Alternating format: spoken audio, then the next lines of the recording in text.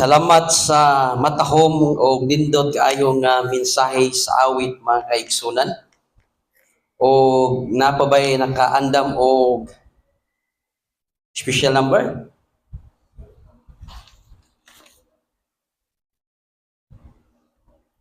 Wala na? So, di ta magalangan mga kaigsunan, salamat Kring o salamat sa tanan nga naa karon dinhi.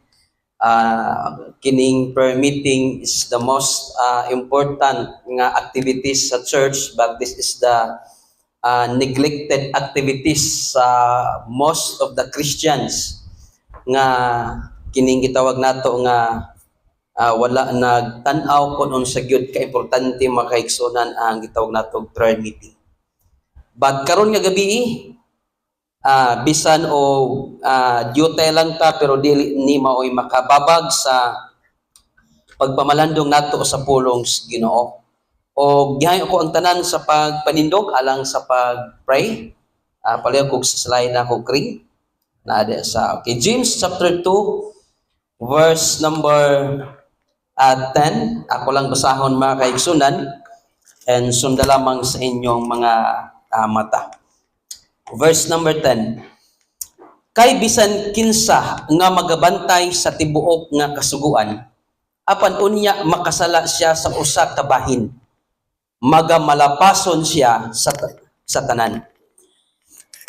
Kay siya nga nagaingon, dili ka magpanapaw, nag-ingon usab, dili ka magpatay, karon bisan ikaw wala magpanapaw apan nakapatay ka, nahimo ka nga malapason sa kasuguan. Verse number 12. Busa managsulti kamo og managbuhat kamo ingon sa mga tao nga pagahukman sa usa ka kasuguan sa kagawasan. And verse number 13, this is the last verse. Kay ang hukom walay kaluoy alang kaniya nga wala magapakita og kaluoy og ang kaluoy magahimaya batok sa hukom. Let's pray. Salamat Amahan ni ining gabi. Salamat Ginoo sa presensya sa imong mga katawhan. Yes, tinuod Ginoo nga usani ka importante nga bahin sa iglesia. Iyet ang mga katawhan nimo wala kami kasayod kun unsa ang mga butang nga nakababag niini. Apan itugot lang maoy mo pa hinuklog nila nga ang matagulwaton nga sama niini. Usa ka importante nga angay nga pagahimuon sa iglesia. Og itugot nga kining mensahe makahatag ni Amahan og dugang nga kahibalo og dili lang kay kutob nga among mahibal-an ang mga importante nga bahin apan among ma-apply sa among kinabuhi. Busa ikaw magapanalangin sa matag usa, ablihi ang among mga kasing-kasing o ikaw mag-apuno sa mga panalangin espirituhanon, ang imong alagad, instrumento lamang nga mubatbat sa imong mga pulong. Lauman namo ang imong pagiya ug pasayloa kami sa mga kalapasan nga among nahimo kay kining tanan. Amo kining ginatugyan ug salamatan pinaagi lamang kang Kristo nga among Dios ug manuluwas. Amen ug amen. Balik ta sa paglingkod mga kaigsunan. Usa sa pinakanindot nga agkahimtang sa usa ka tawo kanang magpuyo ta sa nasod nga gihatagan ta og freedom. Kay usani sa kining gitawag nato nga handom bisan pa man sa mga Hudiyo sa panahon ni Kristo. Kada bitaw naghandom sila nga hatagan sila og freedom because sa ilang panahon, labi na sa panahon ni Kristo mga kaigsunan, ang mga Hudiyo na ilalom sa kining gitawag nato nga balaod sa gitawag nato gruma. Mao na hinungdan mga kaigsunan nga bisan og naay balaod ang Hudiyo, naa sila mga hari pero murag itoy-itoy lang sa gitawag nato nga mga hari pod sa Roma, sa Roman Empire. O sa time ni Kristo mga kaigsunan, atong makitaan ba nga uhaw kayo ang mga Hudiyo kung magisgot ta og gitawag freedom. Mo na nga sa nasod sa Pilipinas mga kaigsunan, freedom is a very precious things nga gihatag mga kaigsunan sa mga tao tungod kay ang Pilipinas o ang mga nagpuyo ilalom sa nasod sa Pilipinas mga kaigsunan, gihatagan ta og kagawasan sa pagpili o kinsa atong pilion nga mao ang kining gitawag nato nga mamuno sa atong nasod. Mao na ang usa sa pinaka bililhon nga mga butang nga matagamtaman sa mga Pilipino. Unya, dili lang kay nakabatunta og freedom mga kaigsunan, but nakabatunta og usa ka balaod nga naay gitawag nato check and balances. Kanang bitang balaod nga gipasa sa konseho, gipasa mga kaigsuonan dili lang kay sa lower court hangtod na sa Supreme Court, naanay mga gitawag nato check and balances. Nga kinahanglan ang balaod nga ipasa mga kaigsunan o paghimuon nga balaod sa Pilipinas, kinahanglan nga adunay insakto nga kanang pagpangusisa. Kay basin og ang balaod ang makabenepisyo lang kadto lang ang mga kurtahan. Unya naay gitawag nato check and balances tungod kay gibalanse pag-ayo ba nga ang tanan nga mga tao sa Pilipinas mga kaigsunan makabenepisyo gyud og naagay patas nga gitawag nato og pagpatupad sa balaod nga naay gitawag nato balanse gyud kaayo mga kaigsunan. But sad to say, yes, tinuod bisan unsaon o check and balances sa gitawag nato nga balaod sa Pilipinas mga kaigsunan, pero naagoy mga tao nga gigamit nila ang ilang pagka-edukado ba nga malutsa nila ang balaod sa Pilipinas. Unya mabot sa point nga usahay ang makaluluoy mga kaigsunan kadtong mga kabos in town nga walay igong salapianong bahin nga ikahatag kung aduna may mga kining gitawag nga mga kaso-kaso. So mao na hinungdan mga kaigsunan nga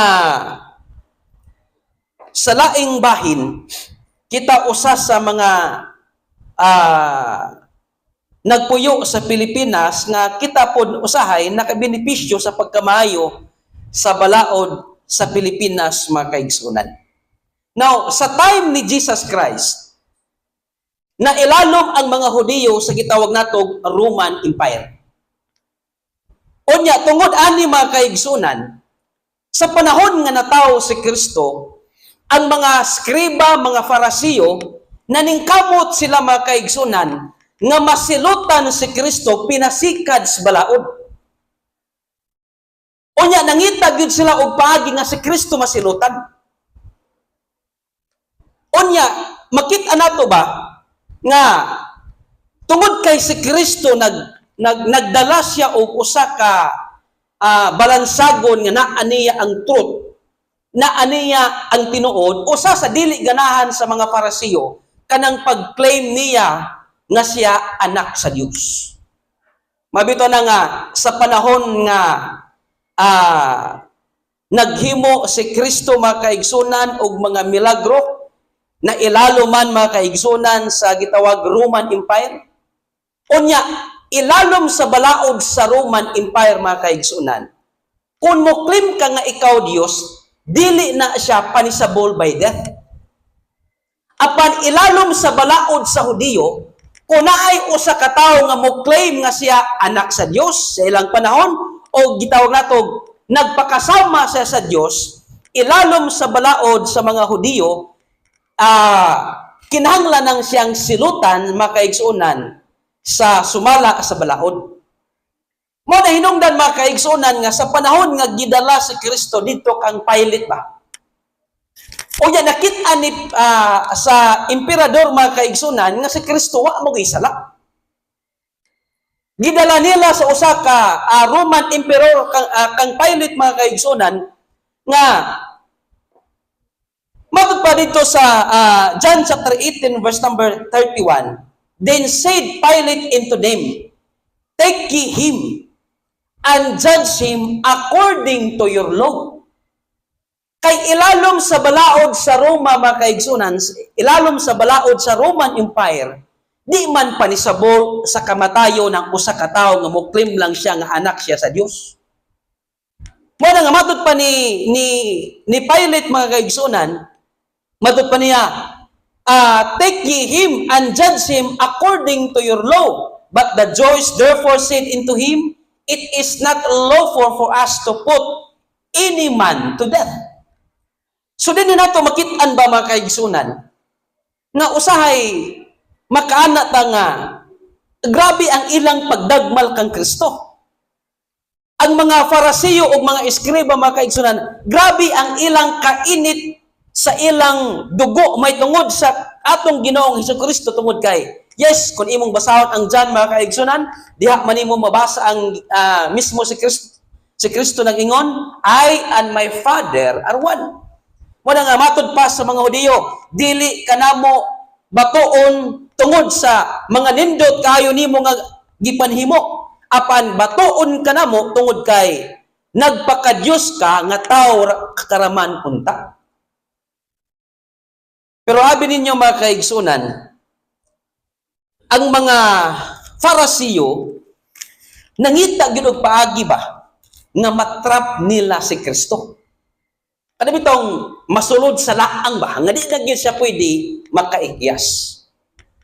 Daw nangita sila og paagi o gusto man gyud nila sa mga Farisiyo, sa mga Hudiyo nga si Kristo masilutan gyud siya, mamatay gyud siya. Mao na hinungdan mga kaigsunan in John chapter 8 verse number 1 up to 10 na adinhi ang trap. Nakakita sila og paagi ba nga kini matrap gyud ni si Christ. Matrap gyud ni, masilutan na gyud nato ni og kining gitawag nato silot. Mamatay na gyud ni siya. Kay nangista sila og usa ka trap mga kaigsunan nga wala gyud kalutsan si Kristo. And that is John chapter 8 verse number 1 hangtod na mga kaigsunan sa verse number 9. And the scribes and Pharisees brought into him a woman taken in adultery. And when they had sit her in the midst, na ay usa ka babae makaigsuunan nga naaktuhan yun ba? Nga nakapanapaw siya. Kung sa ato pa ng panahon karon, nabidyuhan yun ba? Nag-viral yun? Wag yung ikapangulipas ba? O naghunahon na ang mga scribes o mga Pharisees mga kaigsunan nga pinaagi ni ining babay nga naaktuhan, di makalusot si Kristo, masilutan gid siya. Abi ninyo mga kaigsunan, unsa ang trap? Awa mga kaigsunan. Ilang nakitan ba nga si Kristo matrap ani? Unya matod pa sa verse number 4. They say into him, Master, this woman was taken in adultery, in the very act. Sa to pa, na eyewitness, na ay nakakita. So, sa hunahuna mga kaigsunan, sa mga Farisiyo, aron nga dili makalusot si Kristo, kay si Kristo Hudiyo man lagi, aron nga dili makalusot si Kristo, giilang gigamitan og balaod ni Moses. Usa man ang balaod ni Moses mga kaigsunan, matod pa sa verse number 5. Og sa kasuguan si Moses nagsugo kanamo sa pagbato sa mga maingon ni ini. Busa ikaw, unsay igaingon mo? Kay kung mo ingon si Kristo mga kaigsunan, okay, batuan ninyo siya. Oy, muingon dayon ang mga Farisiyo, muadto ta sa emperador og ingnon nato nga si Kristo iyang gipabato ang usa ka babae nga naaktuhan nga nanapaw nga supak sa balaod sa Roma. Sumatrap siya. O kung maingon po ang o kung mo ingon po si Kristo mga kaigsunan nga ayaw ninyo batua. Ha. Moingon dayon ang mga Farisiyo mga kaigsunan o nakasupak si Kristo sa balaod ni Moses. Sa to pa, walay kalutsan si Kristo mga kaigsunan. Sa verse number 5 mga kaigsunan, Matod pa sa mga Parasiyo, ilang gigamitan si Kristo og usa ka balaod sa Old Testament. Matod pa, busa ikaw unsay iga-ingon mo. Abi ninyo mga kaigsunan, daghan sa mga tao dinhi sa kalibutan mga kaigsunan nga dili gusto og tinuod. Mabito na nga si Kristo, igo ra siya nagpailaba. Nagipadala siya sa amahan sa kalibutan, aron nga pinaagi kang Kristo, diha nato malantaw kung unsa ang kinaayahan sa tinuod nga Dios. Apan gusto nila mga kaigsunan nga masilutan si Kristo, pinaagi mga kaigsunan sa gitawag nato balaod. Apan sumala pa sa story mga kaigsunan, tungod kay nagpadayon sila sa kanibitang pagpangutana ba? Nangutana ang mga Parasiyo, unsay may imong ikasulti. So si Kristo mga kaigsunan, wala niya gigamit ang kining gitawag nato nga Leviticus chapter 20 verse number 10. Nga kadtong witness sa katubitang nakakita gyud sa usa ka kining gitawag nanapaw, mauman to ang unay mubato gyud. Awa sa verse number 10. Og ang tawo nga manapaw sa asawa sa laing tawo, bisan kadtong nagapanapaw sa asawa sa iyang isig ka tawo, sa pagkamatuod gayon, pagapat yon ang mananapaw nga lalaki o ang mga mananapaw nga babae. Wala gigamit ni Kristo ni ang Leviticus chapter 20 verse number 10 o ang Deuteronomy chapter 17 verse number 7. Nga matod pa dinhi, ang mga kamot sa mga saksi mao ang unang idapat kaniya sa pagpatay kaniya, og sa human niini ang mga kamot sa tanan nga mga katawhan busa pagakuhaon mo ang daotan sa taliwala mo. Wala ni gamitan ni Kristo. Pero kabalo si Kristo nga mao gyud ni ang gisulat sa Old Testament. Kay kung moingon si Kristo nga batuan na ninyo, oy, naay ikasumbong ang mga Parasiyo o moadto sila sa gitawag punuan sa gitawag Roman Empire nga nakasala si Kristo ilalom sa balaod sa Roma. Pero kung mayon si Kristo mga kaigsoon nga ayaw ninyo batuan na, moingon na ang mga Hudiyo, ingon nga ikaw usa ka Hudiyo, imo mang gisupak ang balaod ni Moses. Abi ninyo mga kaigsunan, hilom-hilom ra si Kristo ani. Pero kung imong basahon mga kaigsunan in verse number 7, in verse number 7. So when they continued asking him, he lifted up himself and said unto them, he that is without sin among you, let him first cast a stone at her.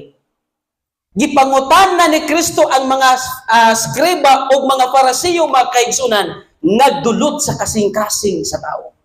Matod pa niya, kinsa may ninyo ang walay sala, siya una mo bato aning babayhana.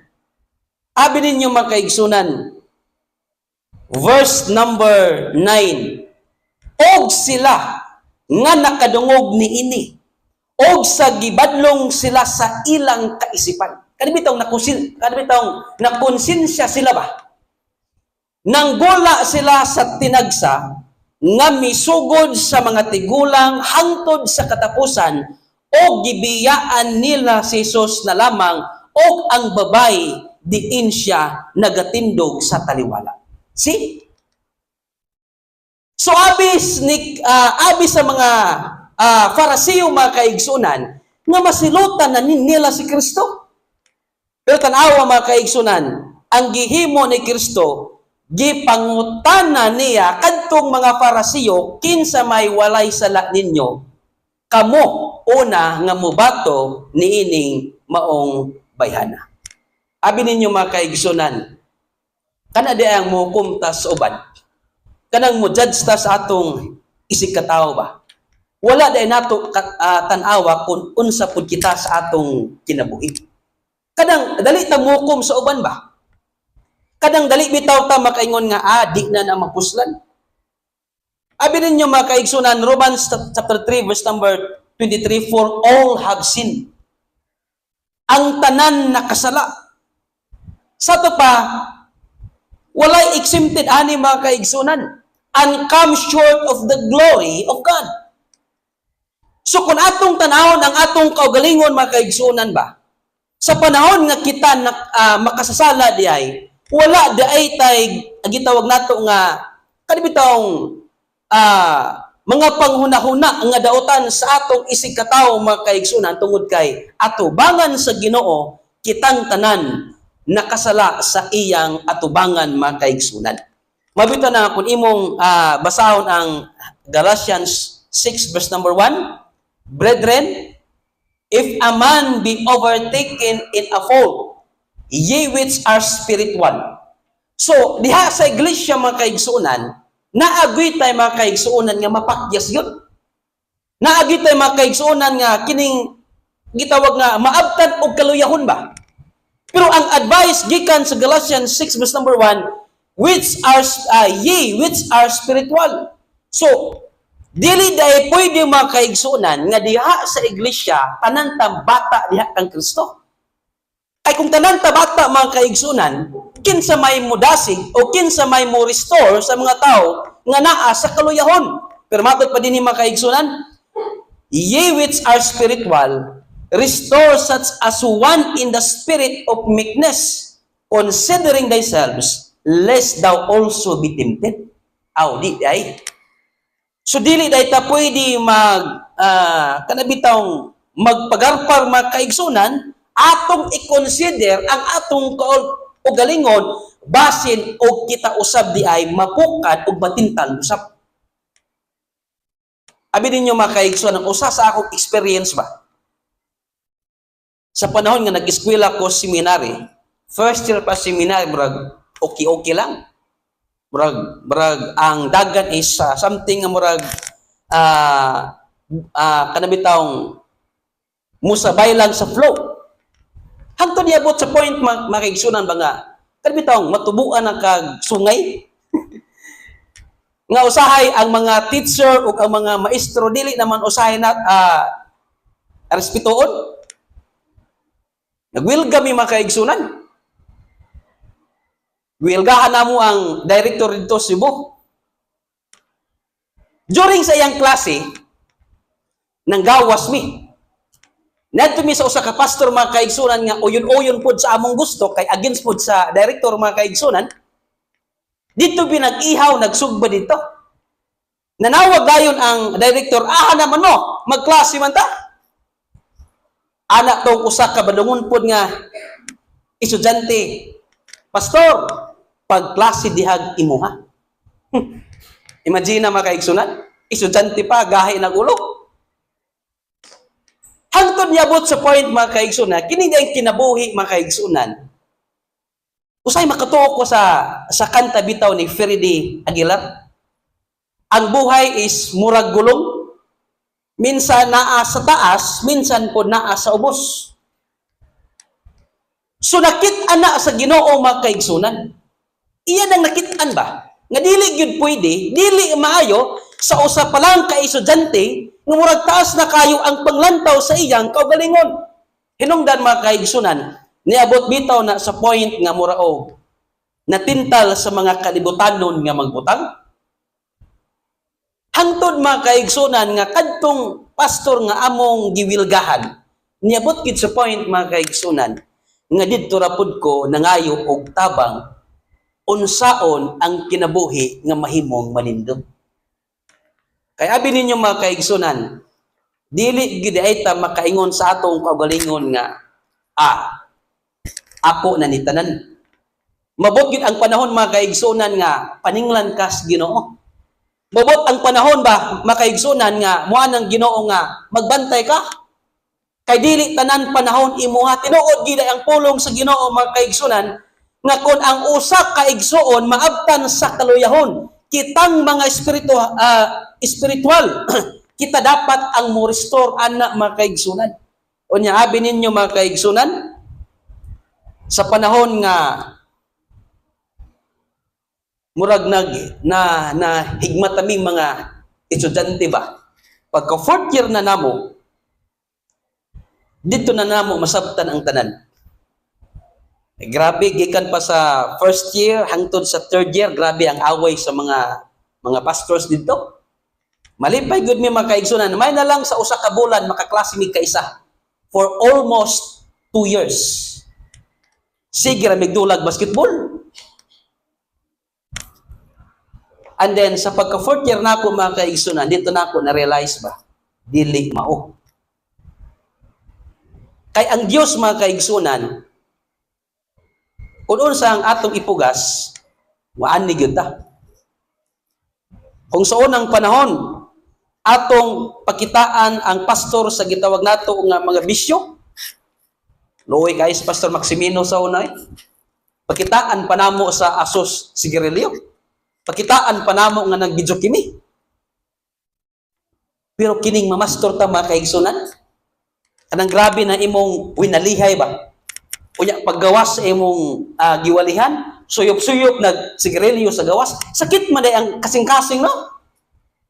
Dito na ako na-realize ba, ingon ana po day ang gibati sa mga pastor sa unang panahon. Nga sa among pagkabatan-on pod, mura og among gitan-aw ba, nga mura okay lang.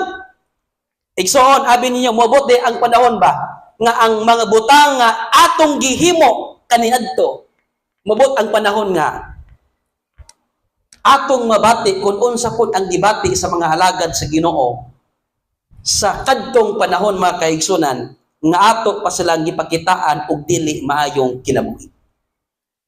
Nya, karon naman kung nakasabot ana, sa una di gid ko makasabot ana.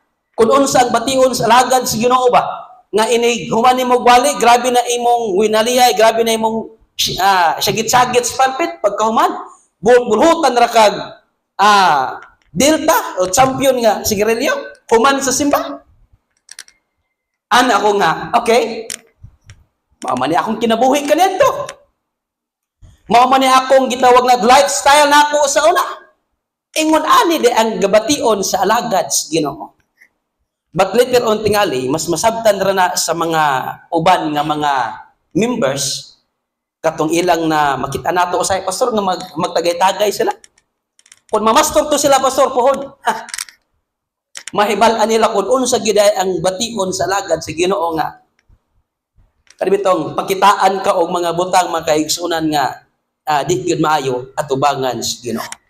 Abi ninyo, kining bitawng word nga kining all scripture is given by inspiration of God. Kay kining Biblia makaigsunan, yes tinuod, sakit gini siya. Kay truth man eh. Mabito na nga, ang mga Parasiyo mga kaigsunan, sa panahon nga kung si Kristo nang musulti, sakitan din sila. Kay si Kristo truth man. Dili man siya pwedeng musulti sa dili tinuod. Mo na hinungdan nga dagan ang maglagot niya, dagan ang dili ganahan niya, ilansang siya sa cross, patyon siya tungod kay nagdala siya og kamaturan. Unya tan-awa mga kaigsunan, all scripture is given by inspiration of God. Sa pa, hangtod karon makaigsunan, kining atong gibasa, aduna ni siya gahom. Because ang pulong sa Ginoo, all scripture is. Dili na, it was. All scripture was given. But all scripture is given by inspiration of God and is profitable for doctrine, for reproof. Di man taganahang badlongon ta. Samot na og koreksyonan ta. Samot na og kanibitawng naatay mga hiwi, mga binuhatan nga tuliron ta. For instruction in righteousness. Mo na bitaw nga ang mensahe, ang pulong sa Ginoo. Kung di gyud kaandam ang imong kasing-kasing, ay sultian ta mo makaigsunan. Sakit-sakit gyud ang pulong sa Ginoo. Mo na nga, pasalamat gihapon ta mga kaigsunan kung naay mga mensahe nga medyo sakit tungod kay tandog ta ba? Kay kung wala ka natandog pod, ang buti mo sa butana nga gahi na kayo kag kasing-kasing. O kung dili ka masakitan sa mensahe mga kaigsunan, sama ra na kang Pharaoh mga kaigsunan nga mas gipagahi pa noon og samot sa Dios ang kasing-kasing ni Pharaoh ngantod nga di na noon mudulot ang pulong sa Ginoo mga kaigsunan. Abi ninyo usa sa mga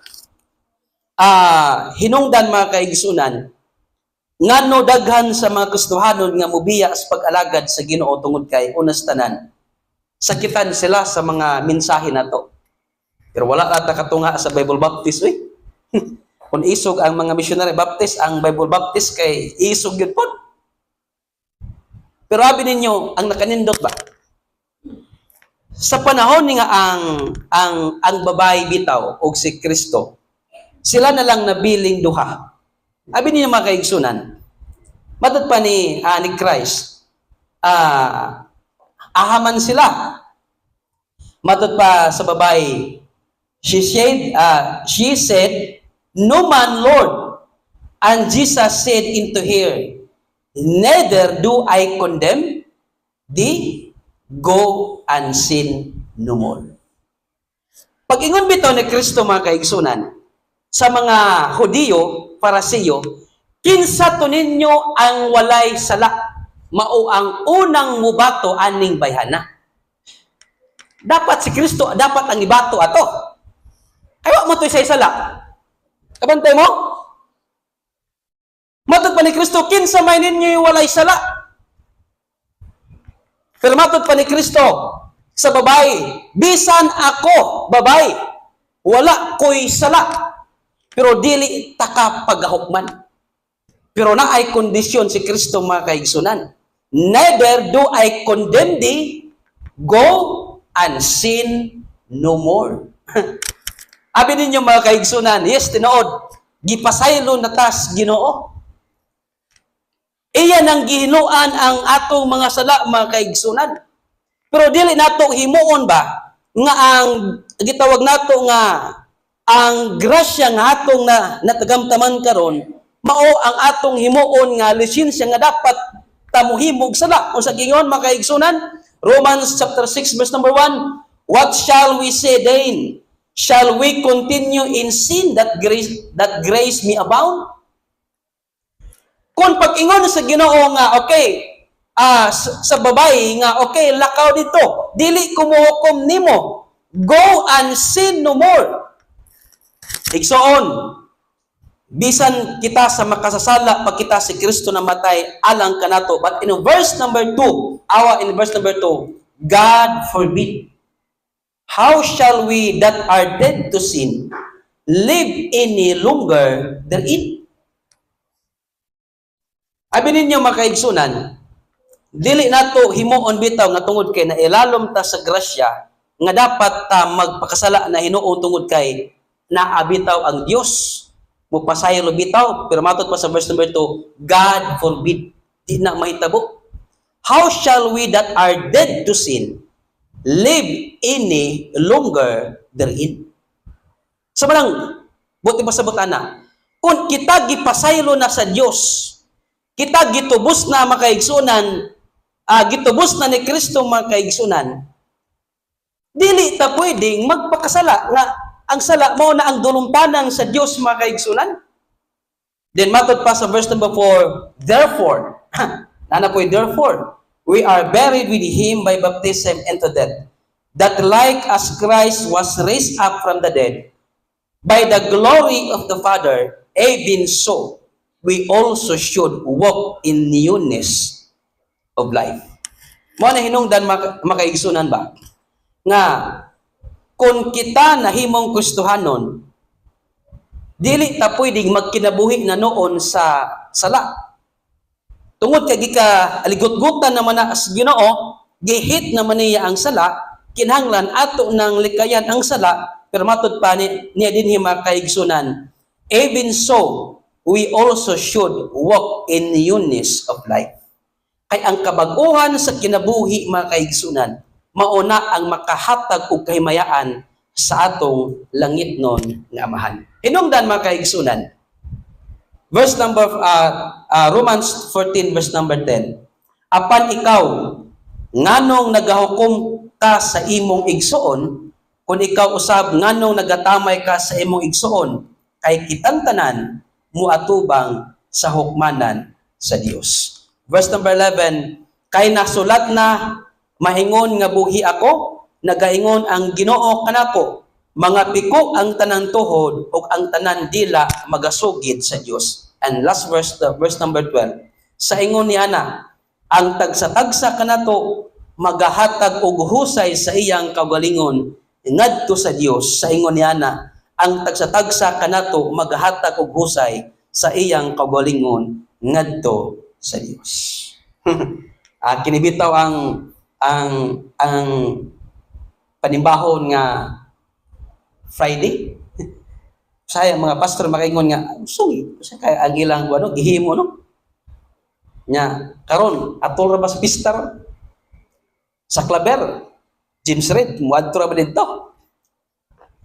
Daghan ang mga buluhaton mga kaigsoon nga usay makaana bitaw ta nga ngano ka no?